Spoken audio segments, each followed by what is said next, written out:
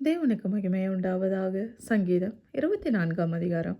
பூமியும் அது நிறைவும் உலகமும் அதில் உள்ள குடிகளும் கர்த்தருடையது. அவரே அதை கடல்களுக்கு மேலாக அஸ்திபாரப்படுத்தி அதை நதிகளுக்கு மேலாக ஸ்தாபித்தார். யார் கர்த்தருடைய பர்வதத்தில் ஏறுவான்? யார் அவருடைய பரிசுத்த ஸ்தலத்தில் நிலைத்திருப்பான்? கைகளில் சுத்தமுள்ளவனும் இருதயத்தில் மாசில்லாதவனுமாயிருந்து தன் ஆத்துமாவை மாயைக்கு ஒப்பு கபடாய் ஆணையிடாமலும் இருக்கிறவனே, அவன் கர்த்தரால் ஆசீர்வாதத்தையும் தன் இரட்சிப்பின் தேவனால் நீதியையும் பெறுவான்.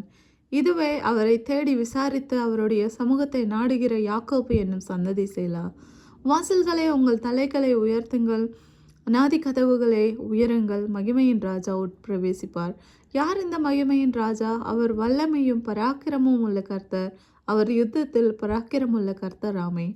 வாசல்களே, உங்கள் தலைகளை உயர்த்துங்கள், அநாதி கதவுகளை உயருங்கள், மகிமையின் ராஜா உட்பிரவேசிப்பார். யார் இந்த மகிமையின் ராஜா? அவர் சேனைகளின் கர்த்தரானவர், அவரே மகிமையின் ராஜா. சேலா.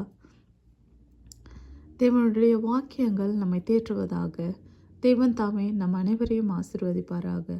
ஆமென்.